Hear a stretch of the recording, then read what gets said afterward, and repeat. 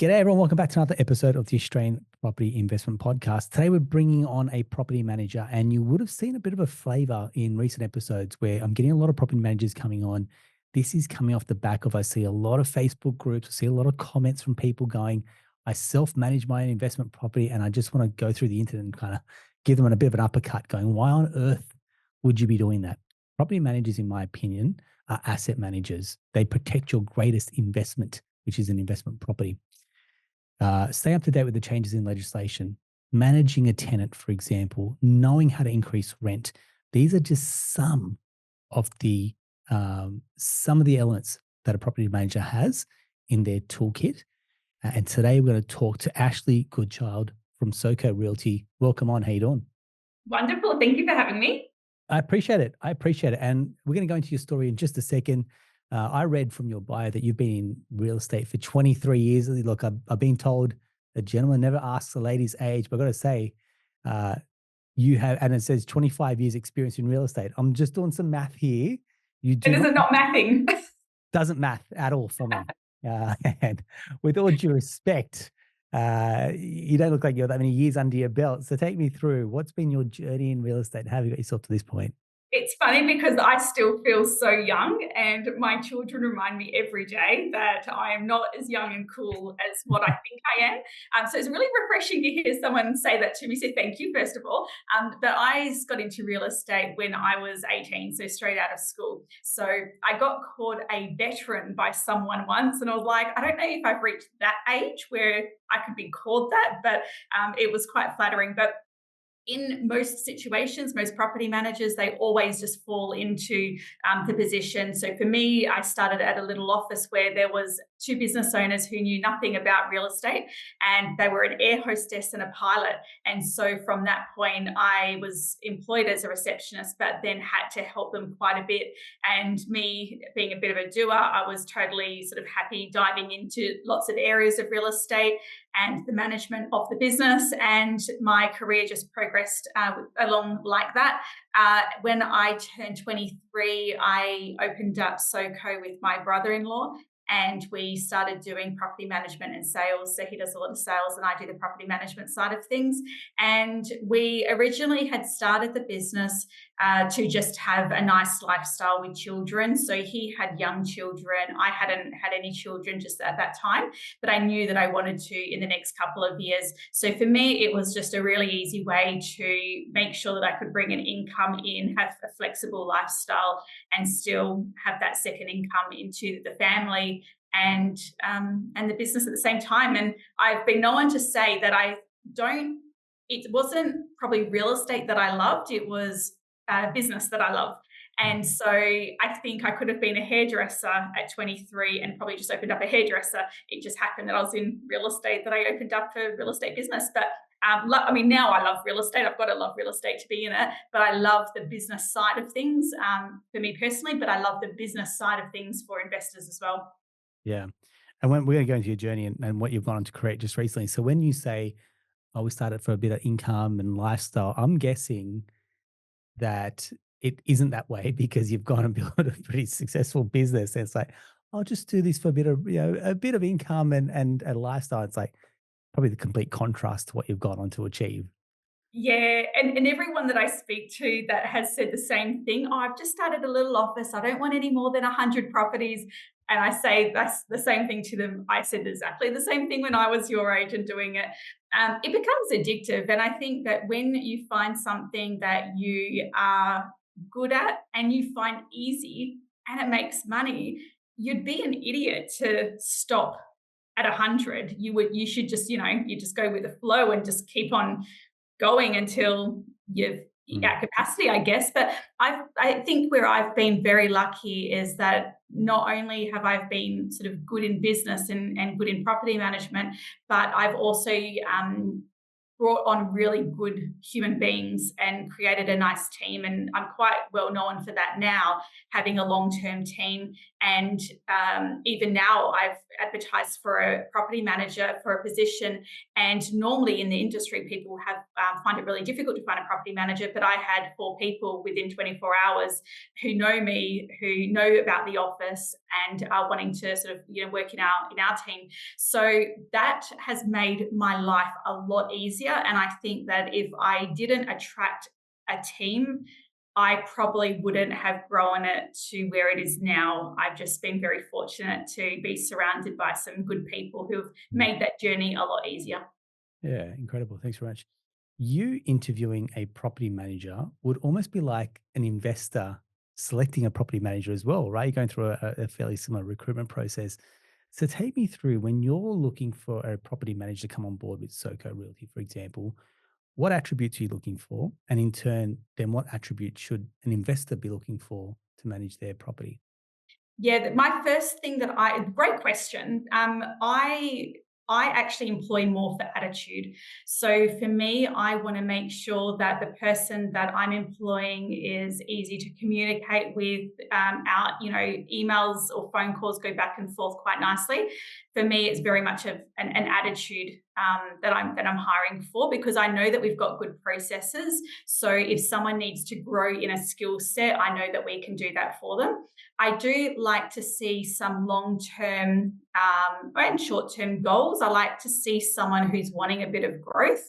And I also like someone that's also interested in our office, not just from a position point of view, but what we stand for. We do a lot of work with philanthropic clients. Property managers working with purpose is something I think that's really important for us. So someone who's aligned with that is definitely going to have a longer employment with us and will be more likely wanting to join our team. So attitude, purpose really are the two things. And it's interesting. They should probably be the two things that an investor should be looking for as well. Yeah. And they're hard to quantify when you're talking to someone, they're softer skills. So they're very hard to quantify or measure. But I guess you talk about the attitude, you can probably see this very, very easily in terms of the responsiveness. And responsiveness is an interesting one because you build a rod for your own back by saying I'm responsive, and then you have to live and breathe that as well. But I think the professionalism and the experience, because property managers do tend to turn over. That's something that we've mentioned a lot with recent property managers going, the ones that have stuck around for a really, really long time is because they've got one, they've got the knowledge and the tenure, but two, they've got pretty much experience that nothing will surprise them at any point as well. And they also will have the support from their management to make their life a lot easier. So you'll find that the offices that have a long term team generally will have very good management and support, so that the property managers are not put in any stressful position. They've got someone who they can bounce ideas off, someone that can make a quick decision to make a problem go away. All of those types of things are really important as well. So definitely management's reflective on that strong team. Yeah, nice one. Thanks very much. So take me through property management. You've probably come across this a few times, which is show me the benefit of a property manager, for example, versus managing yourself. To me, it's a no-brainer. Probably to most of our listeners that are there too, but there might be a fringe that are just sitting on the fence, for example. And how would you then convince them that, yeah, hey, look, a small percentage here is well worth its weight in gold? Yeah. Oh, there is so many sides of this question. I'm a really sort of transparent person, and I think each to their own. I think that if you have time and you have the interest in managing your property, then absolutely you should do it. If you actually find that enjoyable, and and your time allows for it, then you can. But there is, I also find it interesting that investors have just spent so much money on a property. They've also maybe spent money on a buyer's agent. They've spent money on so many things, and the property management is, in a way, I mean, yes, it's one of the most important parts of investing, but it's actually probably the cheapest in the whole scheme of things as well. So we quite often might see clients, and just for the argument's sake, let's just sort of say the management fees 3,000 a year, but they're wanting to negotiate down to 2,700 a year.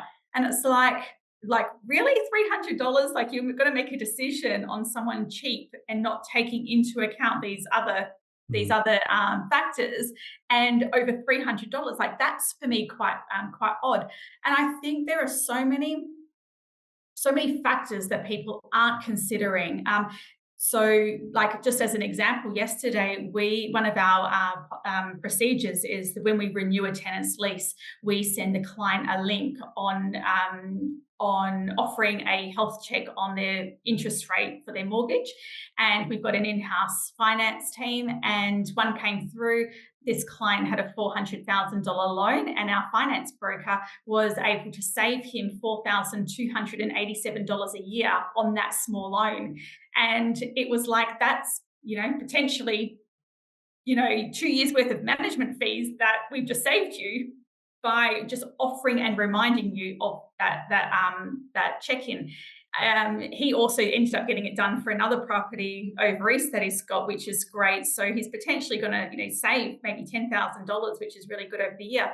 So things like that, investors don't consider on how they can save money. There's also things that investors don't ask when they're appointing a property manager. So, for example, I might do 3 home opens, in the first 5 days of a property being vacant.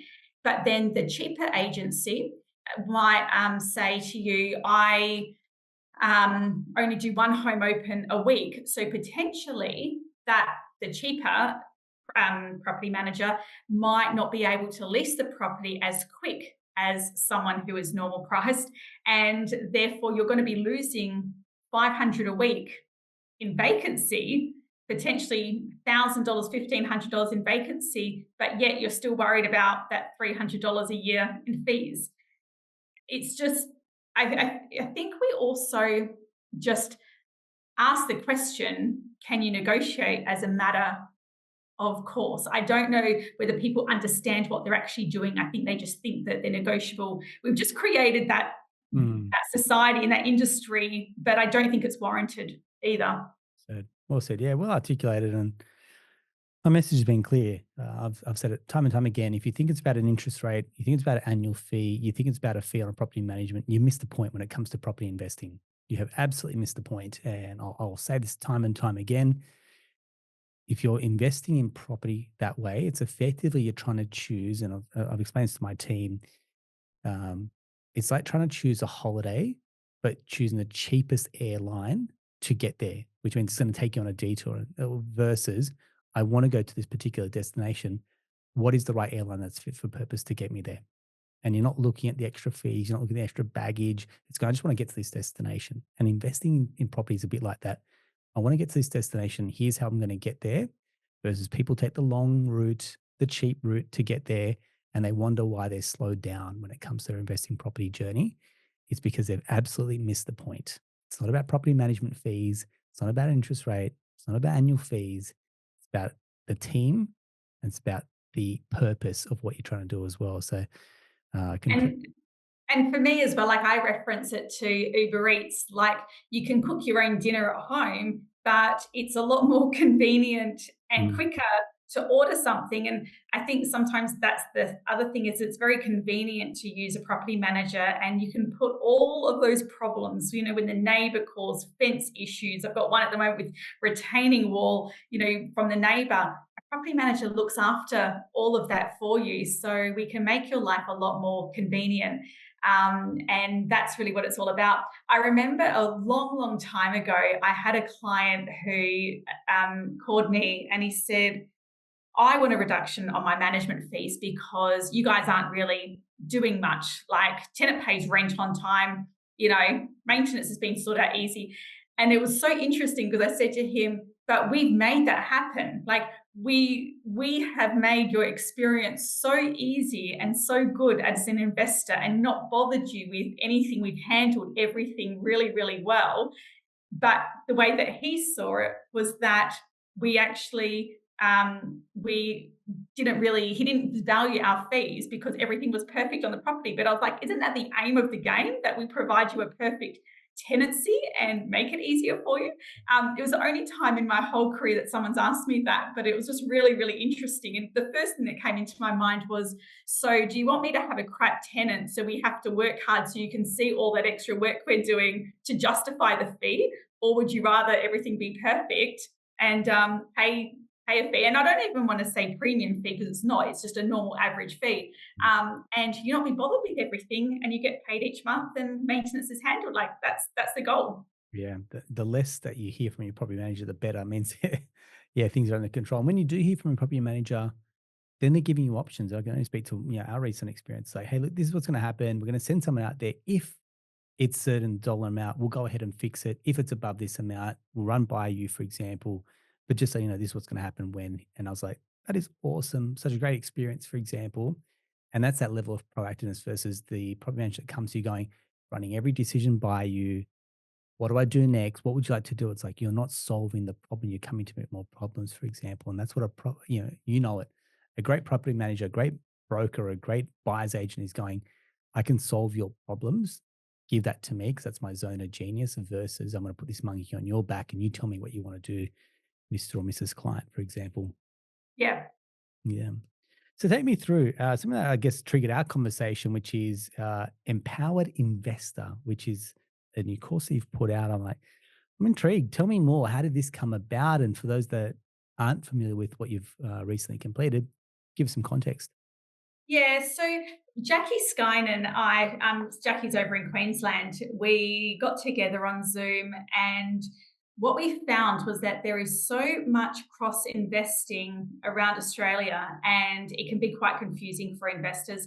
But there's also such a need for self education, and I think the investors these days they love listening to your podcast, they love YouTube, they love all of that. And so we wanted to provide some information to investors that was going to help them from the process before they started looking for a property. There isn't a lot of support for them from property managers. And one big concern that we had was that people invest because their mate has invested and their mate has an opinion and everyone has an opinion. And we found that we really wanted them to be educated from a property manager. And so we started sort of recording some sessions and then started offering it to clients. But we also found that we were repeating the same thing over and over to clients as well. So it was just a way of being a little bit smarter with our time and not having to repeat the same thing, 5, 10 times a day. It was like, listen, this is going to be really, really good for you. So it's a self-paced course. It's the first one in Australia designed by property managers. And it's useful for all investors all over Australia. And so things that we experience as property managers inside the industry is really, really helpful for investors. And it covers things like the psychology of buying a property, how selling agents work, the best way of dealing with selling agents. There's a lot of people talking at the moment that they can't even get an offer in. So there is a few sort of tips and ideas for investors on how to create those relationships with the sales reps. It's also about knowing what questions to ask a property manager. So when you start looking in an area, I'm very big on spending the appropriate amount of money in a suburb. So just today, I had someone give me a budget of 750,000, and they're looking in an area that I wouldn't spend 750. I would be spending maybe no more than 600,000 in that area. So it was really important for us to make sure that investors sort of understand that in each location, there is a type of tenant, and the ideal tenant for that area, and the importance of an investor understanding that so that you know how much to spend in that location, what they're going to be wanting, whether it's 3 bedrooms, whether it's a big shed, whether it's walking distance to school because they don't have a car. You need to know all that information. So all of that we sort of cover in the course, as well as how to assess neighbourhood risks and things like that. But from a property manager's point of view, which I think is really, really important, because there are other courses for investors out there, but they're from a different type of view. So that's sort of what we're offering on that. Then the other thing that we really loved including in the course is how to select a property manager and getting people to understand the way property managers work and their different types of structure. Because again, investors were calling up and they ask for fees, and that's obviously something that you need to ask a property manager. But there are so many other things you should know about your property manager and ask before making a decision. So one thing, and I just naturally tell investors, if they don't ask me the question, I'll just tell them so that they know what to ask the next person. But like portfolio based or task based is there's no right or wrong, but my office, we like to do portfolio based, where you get one property manager and they look after the entire process from leasing, through to inspections, maintenance, the whole lot. And the client knows that when that property manager's on leave, the calls and emails get diverted to me and I'm the next person to handle it. Where you've also got task-based property management, where you might have a separate leasing consultant, someone who handles just maintenance, someone who does just inspections, someone who handles tenants, someone who handles owners. And that's okay as long as the owner knows what to expect when they're appointing that agency and understand how that works. So we talk a lot about that and how they should take that into account when choosing a property manager. You've also got questions that everyone asks: how many properties does your property manager look after? There's better questions to ask about that as well, because they might have a big offshore team, maybe they don't. Maybe they've got these great systems, maybe they don't. A lot of factors involved. So really that's what we were wanting to get into the minds of investors about the whole process. And then also just really interesting topics like ongoing communication and maintenance, what you should expect from your property manager. I can't remember what Jackie said, but we sort of threw around a few ideas, and we actually sort of said probably around 3 times or maybe 4 times per year. But as if we were going to have a guess at what would be a normal expectation for investors to be in touch with a property manager in a perfect situation, I think 3 times per year would probably be okay. You don't want to be in a situation where investors are contacting the property manager every single week or every fortnight. Like, that's too much. And it's something that you have to talk about and bring up, because otherwise we all think that what we're doing is normal and you don't know what you don't know. So I really liked having those conversations in the course to explain that to clients. We had one client that I was checking in on, and I said to him, "How's your maintenance going of your property?" And he goes, "Oh, I think I'm getting a lot of maintenance, and it's a little bit stressful." I had a look at all his information and I said, "We've only sent out 2 contractors in 12 months. Like, that's actually really, really good." I said, "On a scale of 0 to 10, I said, with 10 being really high maintenance, you're about a 1 or a 2. Like, that's really good." He's like, "Oh, that's great then." Like, and he was happy after that.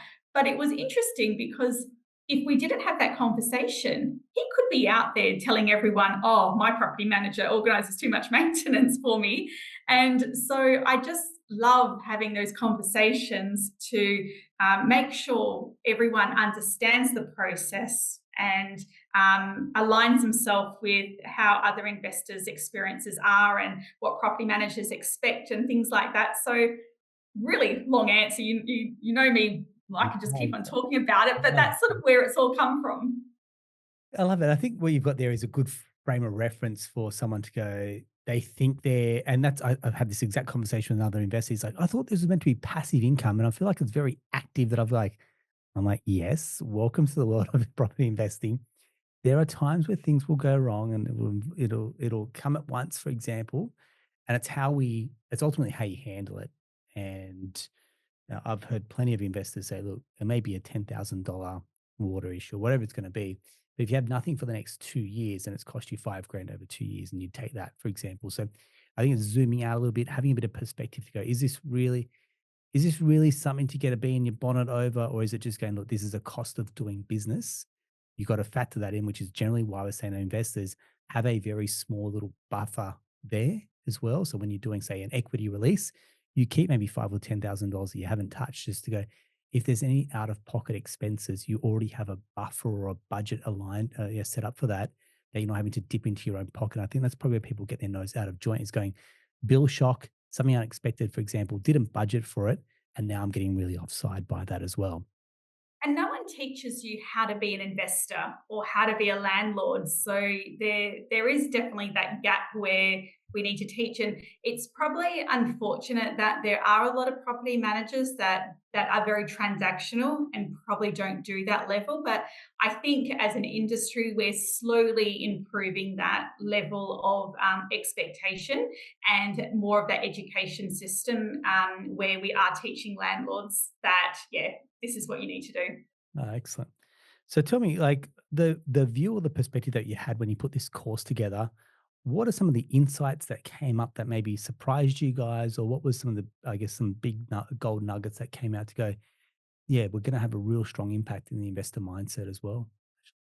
Uh, the it was just very much, I guess, the same questions coming up constantly Mm. by investors. So I find that investors don't they then they're probably getting better at it now, but they didn't really have a great team around them, and they if you've got a buyer's agent, you're actually fine because they help you create that team. But there's a lot of people that don't have that support. And I referenced before the mate.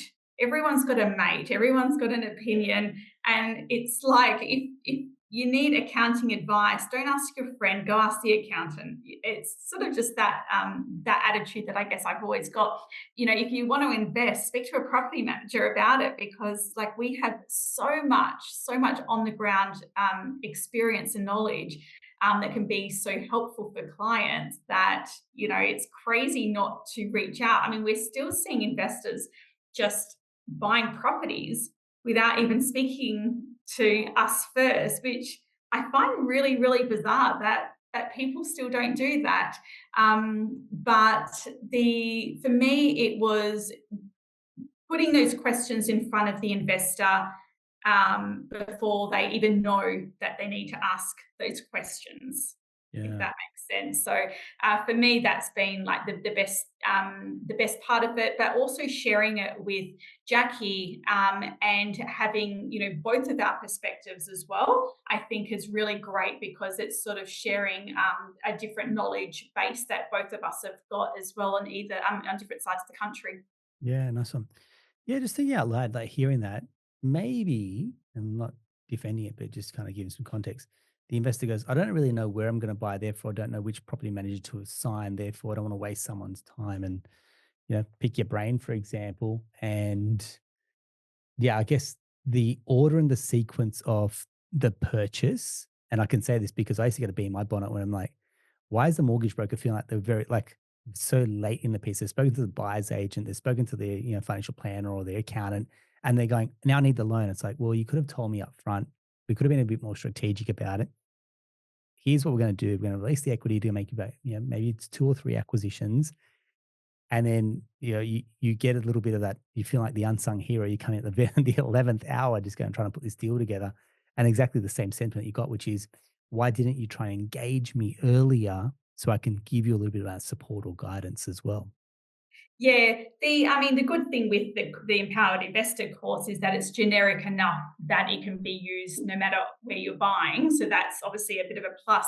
But interesting. I mean, and maybe that is what some investors have thought, that they don't know where they're buying first up. For us and our office, we look after all of Perth. So we service pre-purchase inspections north and south of the river. There's definitely people that only service south of the river or north of the river, which is fine. I think that if you were a investor looking and you really, really had your heart set on a property manager that only serviced one area, then that's fine, but just find another person who can do your north of the river one so that you've got 2 people.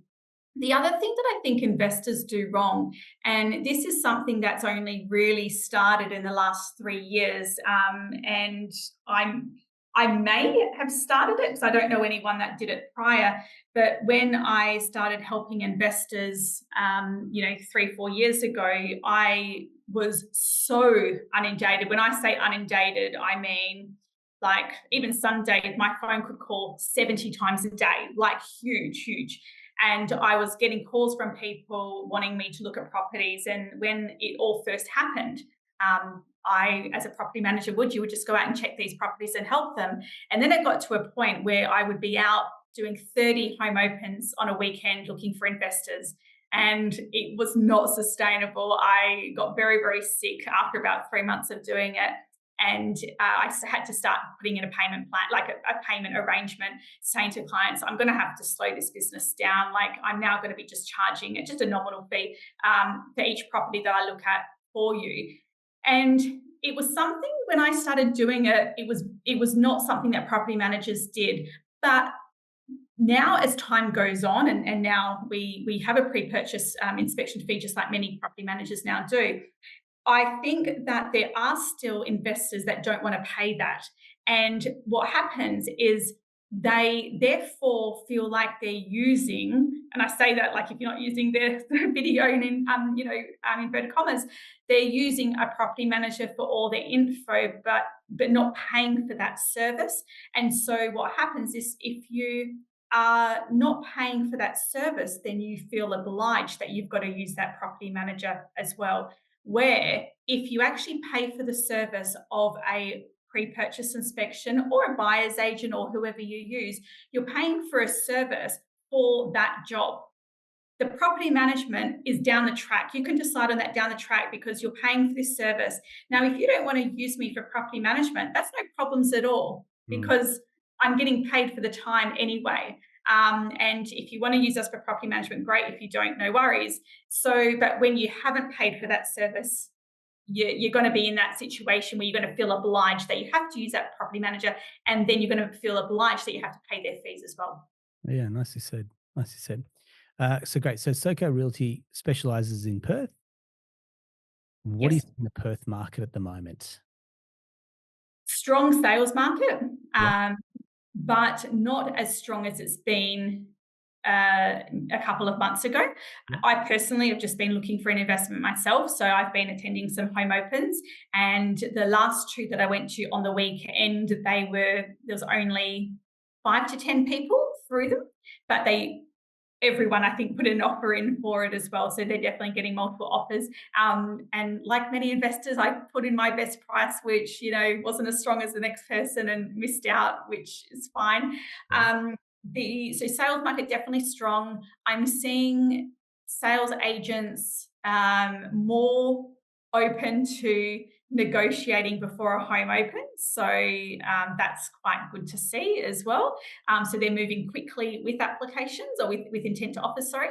But the rental market is slow, like really, really slow.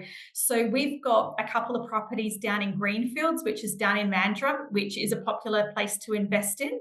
And we've got a home open this evening for both properties, one person coming through. That's it.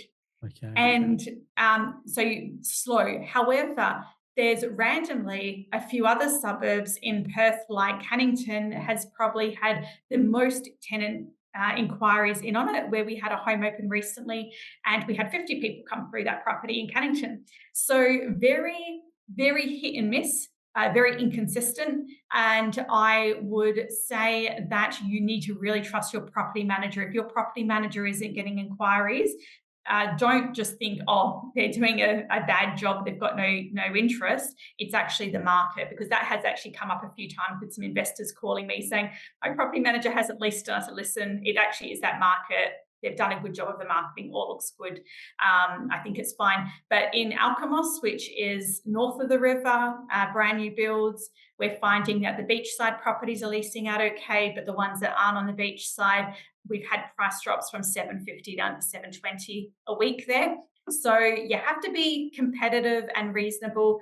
My concern is that selling agents are probably pricing the rental appraisal too high. So when you go buy a property, a sales agent quite often in their little summary can put estimated rental. I would always get that checked by a property manager, because that's just giving those clients, the investor, wrong expectations on what's happening in the market. And if they're basing their decision based on that rental opinion, they could get in trouble financially. So I have had a few people ask me, what's the reason for the downturn in the rental market? And number one, I don't know. But number two, I actually think it's seasonal. Like traditionally, apart from the last 3 years, but previous to that, April to October has always been quiet. Like you never even wanted to renew a lease in those months because no one is ever looking. So we could just be in a seasonal market. So time will tell if when we get to October and November, if the inquiry level picks up from tenants, then we'll know it's just a seasonal back to our normal seasonal cycles that we're used to having.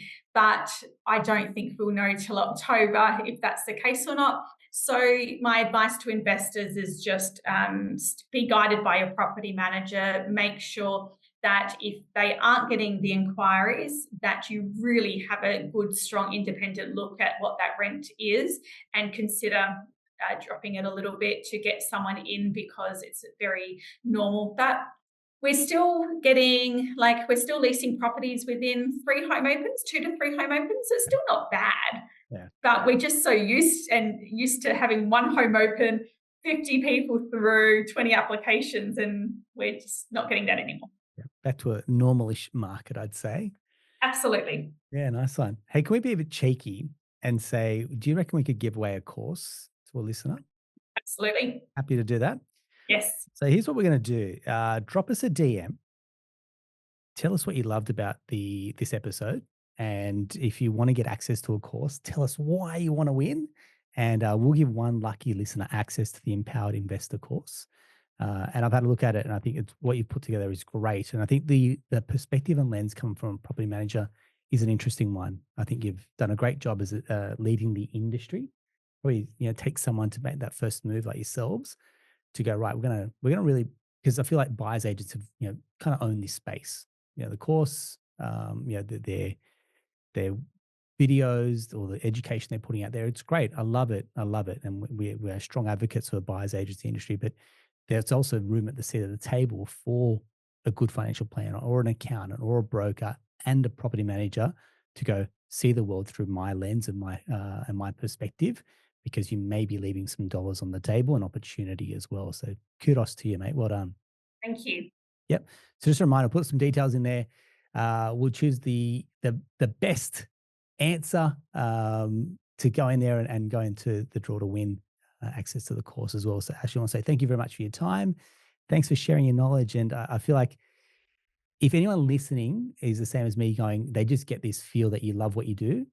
Like you said at the very start, long career, great tenure, good team. It's obviously very clear that you care about what you're doing and enjoy it. And, like there's good days, bad days, but on the whole, I'd say that you're probably in the right gig is from what I'm hearing as well. So kudos to you. Thank you. And it's really great to share it with not only investors, but also passionate about upskilling our property management industry as well. So, Mhm. and making sure people have got confidence in our industry. So that's sort of what it's all about. So I'm very thankful to be able to share. Oh, well done. Well done. Excellent. Hey, if you love this episode or you know someone that's, property management curious that wants to know a little bit more about articulating the value behind a property manager, share this episode with them. It's a real banger. Ashley, thank you very much. And until next time, take care. Thank you.